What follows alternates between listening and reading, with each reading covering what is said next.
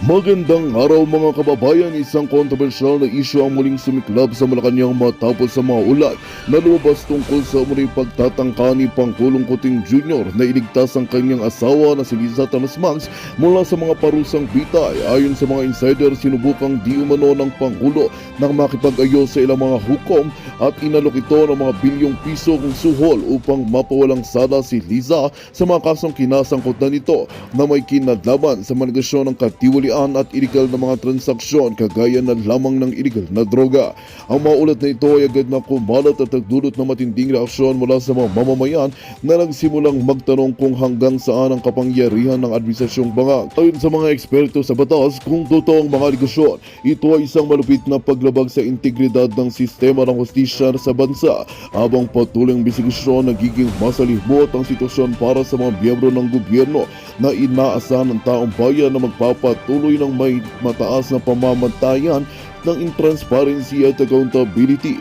Mabilis na kumilos sa mga oposisyon at ilang sektor ng lipunan upang maghain ng mga petisyon at magsagawa ng mga protesta laban sa mga negosyong ito.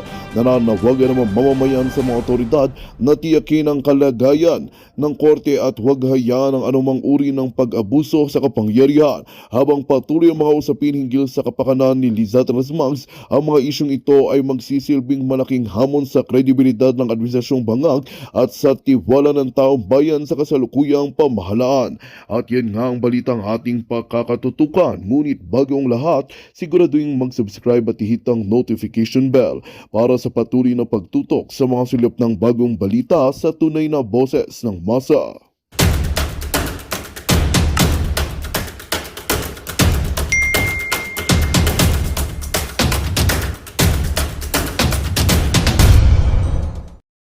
Muna ng konti para paiba-iba tayo at hindi tayo mahunting ng assassins. Kasi alam niyo naman, by the way si Liza Tanas nandito ngayon sa Amerika na kung saan nandyan daw siya sa Los Angeles. Mukhang naglalasing ang bruha at a-attend ng international. Okay, na pag-alaman ko, hindi natin alam, baka may kasamang assassins yung bruha na yan. Dahil yan ang promotor ng nagpapagurgur sa akin. So napag-alaman natin na pinupuwersa ni Liza Tanas na dumami ang audience. Yes, dumami ang audience sa kanyang eksena, pero siya ay pasikretong pumunta dito. May announcement ba? Hindi. Naglamyad ang bruha at hindi rin natin alam. Baka pinuntahan niya yung mga assassins na pinadala niya sa akin at binigyan niya ng binigyan niya ng what you call it? Ayan natin. Bibigyan niya ng allowance kasi meron palang Manila International Film Festival, yung mga ganitong kajotahan, alam niyo, na mga ganitong klaseng program. Kahit na noon pa, before Maharlika, before pinanganak si Maharlika, ay lalo na kung ang mga uma-attend dito ay katulad ni Liza Tanas. Katulad ni Liza Tanas, ito ay dapat hindi sinusuportahan, lalo na kung ito ay puro ka jotahan lang. But anyway, siguro may mga kaibigan tayong pupunta dyan. Hindi natin alam, but definitely hindi tayo pupunta dahil baka bit-bit ni Liza Tanas ang kanyang mga Romanian assassin. So nandito ngayon, 'di ba, sikreto. Hindi niya ina-announce kasi ang talagang mission ng bruha ay gapangin ang President Trump na parang makipag-meeting siya. Pero ayun, inisnab ang kanyang magang beauty. Kaya naman pala, hindi beauty, no? Ang kanyang magang kafangitan. Kaya naman pala nagpatuslok o nagpasapak siya dahil sa kanyang paggapang dito sa Amerika. Ikaw, Jutang Ginemes ka, Liza Tanas. Okay? Hindi ka magwawagi sa lahat ng kahayupan mo. Magbabayad ka, talagang walang hiya ka. And now, okay, of course, ang pag-uusapan natin, patungkol pa rin sa mga fake news na ipinibintang sa atin. Okay, so yung patungkol sa pag-file ng case ng aking mga palangga, mga kasama ko, kasama yan sa 37 noisy o 37 na inaakusahan kami na pogo at narco vloggers. Bibigyan ko lang kayo ng konting background kasi meron kaming group chat. And I would like to thank you, no, Commissioner Rowena Guanzon, na ikaw naman ngayon ibinoboljak ng mga kapinklawan mo, Day. Naku, alam mo, kababayan ko yan, si Rowena Guanzon. Kaya lang, nung panahon ng bardagulan namin, nung bangag, nung ako ay bulag na bulag pa, dito sa mga bangag na Addictus Benedictus, ay gigil na gigil talaga ako dyan kay Commissioner Rowena Guanzon. 'Di ba? Alam niya yan. Kasi siya yung commissioner dati sa Comelec at gigil na gigil ako dahil nga doon sa disqualification case ni Bangag. Siyempre, you know, akala natin, ibabangon niya yung Pilipinas bilang isang supporter na akala natin itutuloy ang magagandang ginawa ng father niya at hindi yung mga masasama at yung build ni Pangulong Duterte. Talaga naman ngayon nagboldyakan tayo naman with Rowena Guanzon. Pero bakit ko ba binoldyak si dating Commissioner Rowena Guanzon? Kasi nga, lagi siyang humingi-ingiwi na ganon. At sinasabi niya na addicto si Bangag Jr. Siyempre, bilang isang supporter, masasaktan ka. Kita mo, siya na lang ang halos visible na nag-iisang anti-Marcos talaga. Yan ang sinasabi ko na may paninindigan yung tao, principled Ilongga yan eh. Alam mo, sa totoo lang, gigil na gigil talaga ako sa kanya dati. 'Di ba? It's the same thing nung shout out kay Doc Lenny dito, no? Na gigil din siya dati kay Attorney Vic Rodriguez. Ayan. Gigil na gigil din si Doc Lenny, alam ko nanonood ka. Gigil na gigil sa kay Attorney Vic Rodriguez dahil nga sinuportahan si Bangag. At nung pumunta si Attorney Vic Rodriguez dito, sinabi niya mismo yan dun sa aming forum, no? Nagigil ako sa'yo dati, galit na galit ako, ganyan. And you know, nung si Attorney Vic ay nag-expose na rin sa lahat ng kademonyuhan ng gobyerno ni Bangag, minahal niya na si Attorney Vic. It's the same feeling yung kay Madam Rowena Guanzon dahil isa siya sa mga nag-facilitate o tumulong sa amin. Actually, sinasama ko na yung sarili ko kasi supposedly kasama ako dito sa pag-file ng libel case, okay, laban kay Barbers. Kaya lang, yun, nag-uusap kami nila, Cathy, lahat sila, kausap ko yung mga yan sa group chat, na ang sabi ko, kayo na lang muna mag-file ng case kasi, syempre pag nag-file ako ng case, kailangan ko pumunta ng Pilipinas. 'Di ba? Alam niyo naman, pagtungtong ko pa lang sa airport, tatamnan na ako ng pulburon ni Lisa Tanas. At sasabihin, ibabaliktad na ako ang nagpupulburon. So bakit ka papasok sa laban na alam mong hawak ng mga demonyo pati airport? 'Di ba? Kaya sabi ko sa kanila, you just go ahead.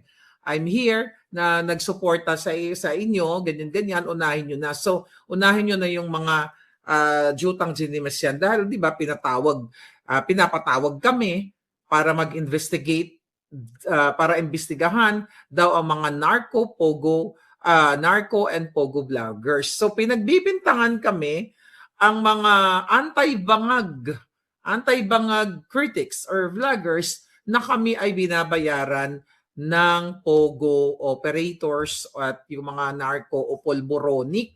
Pero ang totoo, itong bangag na administrasyon na ito talaga ang nakikinabang sa pogo at saka sa polboron. At yung sinasabi ni Barbers na yung jutang ayaw niya kasing minumura siya eh. Ikaw buha ka ng ina mo, di ba? Kung ayaw mo palang mamurang, buha ka ng inang trillion times ka. Hindi ka na lang sana nagpolitikong hunghang kang animal ka. Di ba? Ang pinag-uusapan dito, public interest. We talk about your corruption, lahat kayo, mga jutang ginimis kayo. Dahil pasweldo kayo ng bayan. Tapos kami ang pagbibintangan mo na nga kami ay narco, kayo dyan sa Tricom o Wadcom. Actually, mga kababayan, di ba si Cathy naging emotional, si Cathy Binag, si MJ naging emotional kahapon dahil yun na, kinakwento ni MJ na may mga elderly na yung kanyang like mother na dapat, you know, yung time na yun sa totoo lang, tama dun si MJ, no? Na yung ginagawa ng Huadcom na ito or Tricom na ito ay panggigipit. Kasi ang sinasabi ng mga hinayupak na to, inimbitahan ang mga vloggers para daw sila mag-imbestiga, para makatulong. Kinuha kaming mga resource person in aid of legislation. Pero ang totoo, hindi naman kami inimbita para makatulong ang aming mga insights, ang aming mga expertise para i-improve ang ang batas ng patungkol dito sa pag-suppress nila ng freedom of speech. Sabi nga ng batas, hindi ka pwedeng gumawa ng batas na supilin ang ating malayang pagsasalita, pagpapahayag ng opinyon at kung ano pa. Kaya nga paulit-ulit nating sinasabi mga kababayan, kung gusto pala nila na magkaroon ng mga vloggers. Kasi if you talk about vloggers, huwag ka lang tututok doon sa anti-bangag vloggers. Marami mga entertainment vloggers na nagpapakita ng mga latbi nila, mga kabigaan, kadyutahan na nakakasira ng ng mga kabataan. Marami mga kabataan ngayon na nag-aspire na maging mga vloggers na ginagawa na lang yung mga kaletsyan. Yung iba kumakain ng tae. Hindi, di ba may mga ganon? Yung iba kumakain ng, yung mga ganon. Yung iba pinapakita yung bilat na parang magbuka-buka ng mga kipay nila para magka-views lang, katulad ni Lisa Tanas. Di ba? Nangingidnap yung Jutang Genemes na yan. Sabi nga ni Pinoy Ako PH, the most sued government ever, Bangag administration. So ngayon, mga kababayan, kaya naman yung pag-file ng libel case o cyber libel case dito kay pangalan nito kay Barbers ay deserve niya. Okay? Pero ngayon, tignan natin. Okay? May sinasabi siya na parang duwag daw itong mga tayo, 37 vloggers, and ginagamit lang daw natin. Mamaya basahin ko yung statement niya, no? Ginagamit lang daw yung batas para magtago kami or i-take advantage daw yung batas para magtago kami at hindi kami pupunta dyan sa kanilang Tricom hearing na yan. Kung hindi ka naman kabubububuhan ka Jutang Genemes, hindi ba isang matapang na hakbang ang ginagawa? Isama ko na yung sarili ko, yung mga palangga ko dyan, although I'm not included sa nag-file ng case, hindi ba isang matapang na hakbang ang ginawa ng mga anti-bangag vloggers? Nakasuhan kang hinayupak ka sa pag-aakusa mo sa amin na kami ay narco and pogo vloggers. Dahil yan ang pakalat niyong fake news eh. Diba? Na kami ay trolls. Pero ang buha ka ng Genemes kayo, si Lisa Tanas at si Marcos Bangag, ang mayroong trolls. Kahit tignan nyo ang kanilang account ngayon, ang dami ko ng mga in-expose dyan, mga screenshots, na mismo yung nung Presidential Communications Office na yan ang nagpapakalat ng fake news. Yang si Bukangkang na tinanggal nilang undersecretary. Di ba? Meron tayong screenshot na pinersent na allegedly siya ay kumukubra ng 3 to 5 million not dollars, pesos, mga kababayan, na budget para sa kanilang mga bangag vloggers or pro-bangag vloggers. Okay? Siguro binibigyan na ng barya pero malaki pa rin itong mga pro-bangag vloggers, tapos according to our source ay bumubulsa ng 3 to 5 million pesos. Ngayon, ito si Lisa Tanas, di ba, sinabi ko sa inyo, meron din tayong source dyan na may binabayaran siyang firm na 5 million a month ang firm na binabayaran ni Lisa Tanas para mag-trolling, magsabi na siya ay mudlo, na hindi siya mudlo, hindi siya butod. So bakit tayo lang ang iniimbestigahan na anti-bangag vloggers? So makikita mo talaga na ang target nila is tayo, right? Trollbuster. Okay, basahin natin to. Okay. So dahil nga doon sa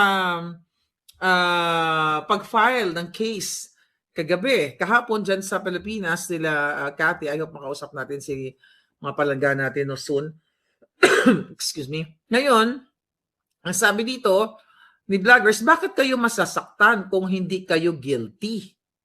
Alright? Sabi dito, dahil nga sa pagsampa ng libel case sa Quezon City Prosecutor's Office ng ating mga palaban at matatapang na mga anti-bangag vloggers laban nga dito kay Barbers, siya ay talagang sinasabi niya na bakit kayo masasaktan kung hindi kayo guilty? Mamaya isa-isahin natin yon.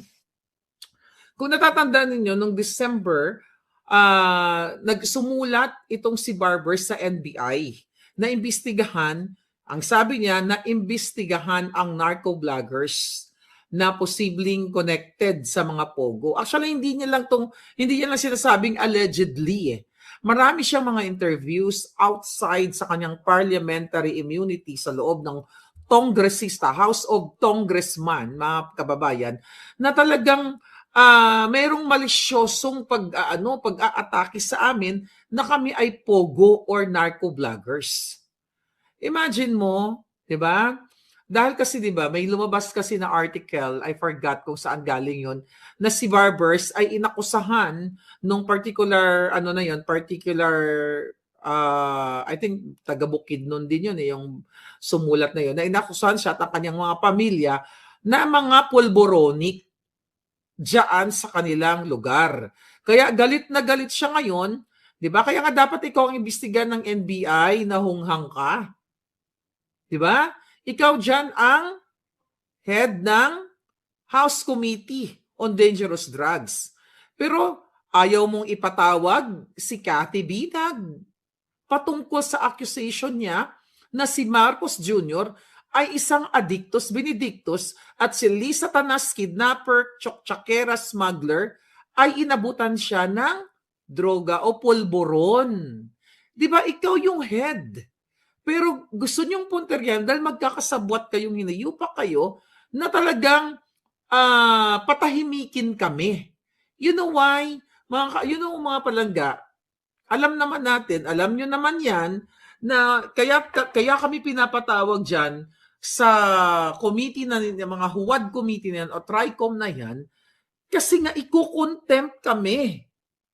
'Di ba? Kayo diyan, ako gugurgurin talaga ako dahil prior to that hearing na yan, si Lisa Tanas at si Robles kasama yan sa kaso ko na merong nagbigay sa atin na na informante na gugurgurin, na pinagugurgur nila ako. So kaya itong nangyayari sa ating mga palangga, actually slight lang, wala pa to sa nangyayari sa akin.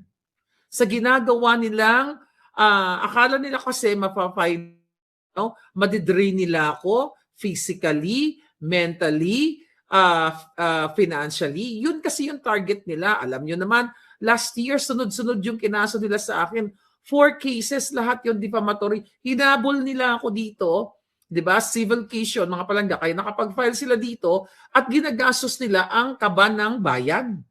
At ang isa nga, dismissed with prejudice. At yung isa, yung una, napag-alaman ko, tumawag pa talaga sa kanyang mga amiga, mga kaibigan na, sabi niya, papailan ko ng kaso si Maharlika kasi puponduhan at si Liza Marcos, sila ang magbabayad sa kanyang lawyer's fee. Kaya ngayon, umiikot ang tumbong ng mga buwakan ng inang to, di ba? Na pinaimbestigahan din. Ipinapropose nila yan. Isa sa mga cases ko dito, mga kababayan, pinapropose nila, gusto nilang malaman yung finances ko. And I will fight. Okay? Kung sino ang gumagastos daw sa case ko. Yan ang challenge ko sa mga bangag na ito. Okay? Kasi, iniisip nila, okay, ang nasa utak nila, ako ay pinupondohan ng narco o ng pulboronic kung sino pa man. Ganon din yung pagbibintang nila dito sa ating mga vloggers dyan, anti-bangag vloggers. Wala silang makikita hanggang sa huling laban na ito, wala silang makikita na ni piso ay nagbigay ang narco o pogo sa akin o dito sa itong mga palangga ko. Dahil ang nakikinabang sa narco at pogo ay si Marcos Jr., si Lisa Tanas, election season pa lang. Yung isa yan sa mga expose ko at eto nga ito sinasabi ko. Mga kababayan, ang pagpapatawag sa atin sa Congress sa aming mga NARC 37 ay talagang para i-contempt kami, para ikulong kami, magkamali man kami actually kahit hindi ka magkamali ng iyong pagsagot, ay ikukulong ka talaga nila gamit yang panangga nilang contempt. Kaya matatapang yung mga buwaka ng inang yan. Hamunin, yung mga hayop na yan, yung mga kongresista na yan, katulad ni Abante, ni Fernandez, pag wala na kayong immunity, mga hinayupa kayo, di ba?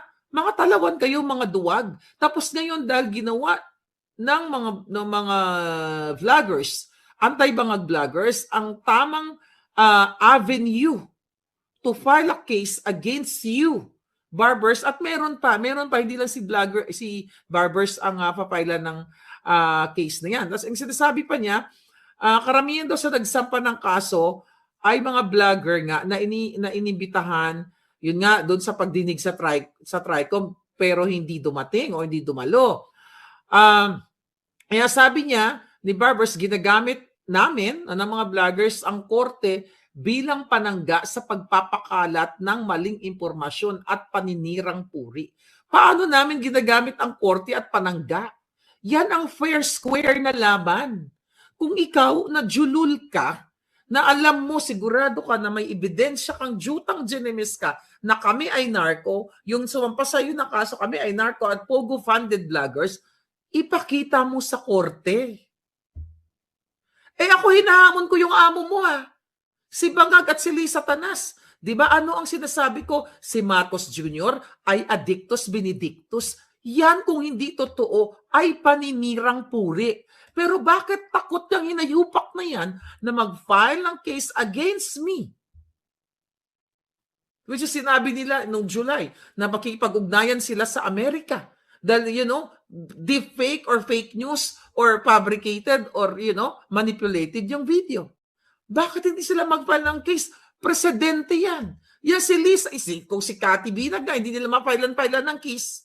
Di ba? About sa paggagamit nila ng pulburon at sa involved nila dito sa pagsingot and everything kasi alam nila na may matibay na ebidensya. Kasi once na nag-file ng case against kay Cathy, against sa akin, di ba yung video na yan na ipinakita ko sa inyo mga kababayan, although na forensic examine na yan, i-examine uli yan ng korte at doon magkakaalaman kung si Maharlika ay nagsasabi ng katotohanan na yung video na yon ay authentic. Kasi magkakaroon both parties, magkakaroon yan ng pagsusuri at mayroong independent, na magsusuri sa video na yan. Takot na takot. Kasi yan paninirang puri yan. Kung hindi yan totoo. Yung sinasabi ko na si Lisa Tanas, si Lisa Marcos, si Teddy Boy Locsin ang kanyang asawa, ang DFA, ay naggumawa ng fabricated crime at nagsabwatan para tuluyang makidnap nila ang dalawang bata mula sa Turkey. At nandyan na ngayon sa Pilipinas at hindi nakakausap ang kanilang ina dahil pinakidnap. Di ba? Nakipagsabwatan si Lisa Tanas sa tatay ng mga bata dahil according to distressed mother ay magkasabwat sila sa mga illegal na business. Etong sinasabi ko, defamatory ito kung hindi ito totoo. Kaso takot yung mga buwaka ng inang, even yung si Francis Lloyd Chua, takot siya kasi may mga ebidensya na sa loob ng iPad na magkasabwat sila ni Lisa. The reason why nabigyan ng protection si distressed mother sa Belgium. Kaya nga, abangan nyo po, yung busy pa kasi siya So, hindi pa namin ma-release yung video. So, ibig sabihin mga palangga, because we talk about what dito? Fake news, trolls.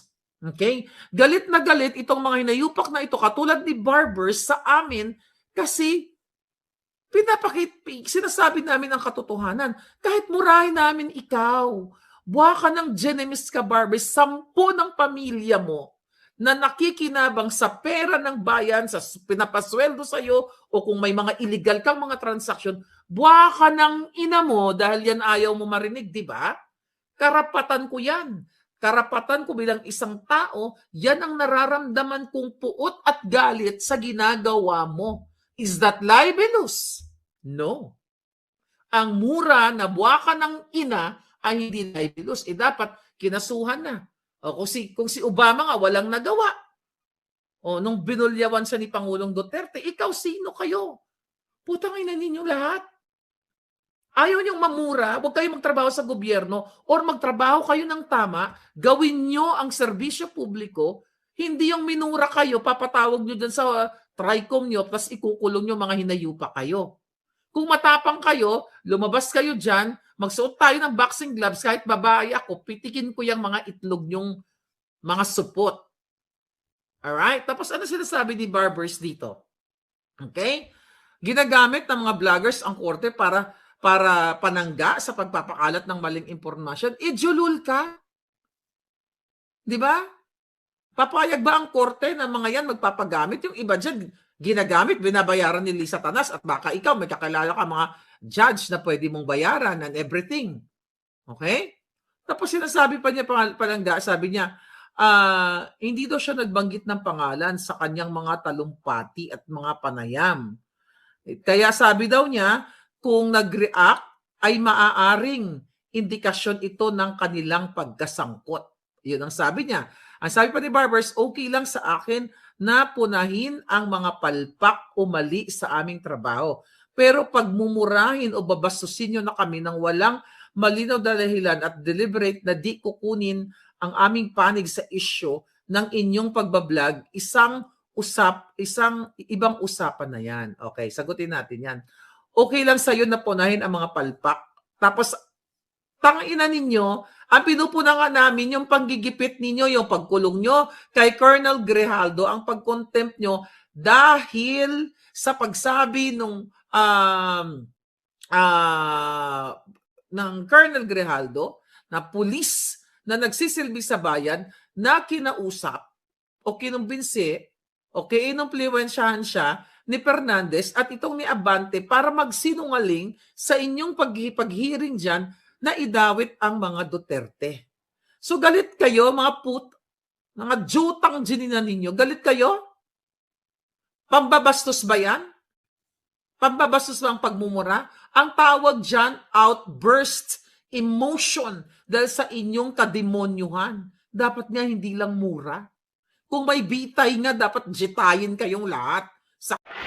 Magandang balita ang hatid namin sa inyo ngayong araw. Sa pagtatapos ng aming balitaan, nagbigay kami ng mga mahalagang impormasyon. Maraming salamat sa pagtutok at pagsuporta sa aming programa. Huwag kalimutang manatili sa mga susunod na araw para sa mga bagong balita at mga kwento na dapat nating abangan.